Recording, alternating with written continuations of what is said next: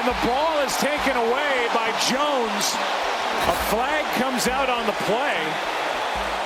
And we'll see how this one's going to be figured out. A forced fumble and a fumble recovery by Chris Jones. Foul. Roughing the passer. Number 97. Defense. 15-yard penalty. Automatic first down. So there it is.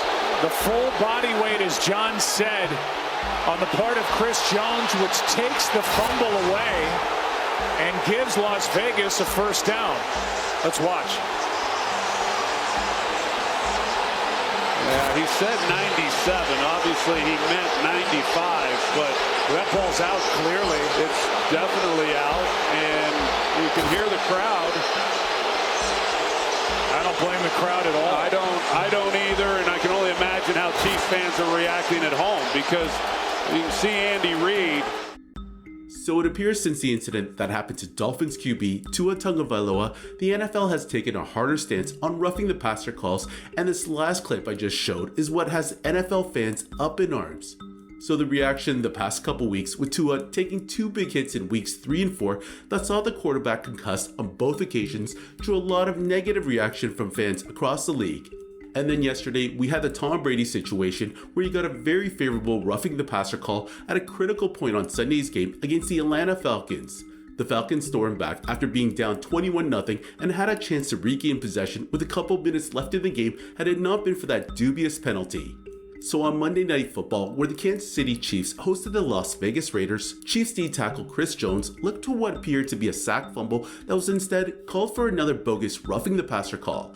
And this play here was a little different from the play Grady Jarrett made yesterday, as Jones appeared to have the football before landing on Derek Carr.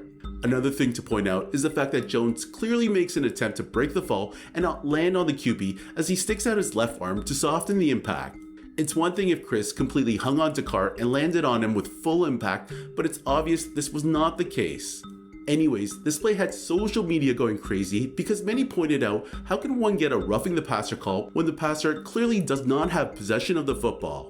As soon as the D tackle made contact with the QB, the ball popped into his right arm before going down, and you can see he had possession of the football. Like honestly, what are defenses supposed to do when getting at a QB? You are running full force and make contact, so it's natural that both you and the QB are going down to the ground, but in this case, Chris Jones tried to break the fall with his left arm.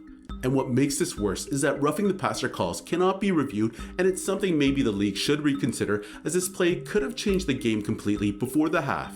FS1 commentator Troy Aikman, who also played quarterback, was disgusted by the call, as you can hear him yell, we take the dresses off. Basically in reference to how the league has gotten so soft on these calls. Anyways, I hope the competition committee seriously looks into this because it really does affect the product the league is putting out on TV in front of millions of fans.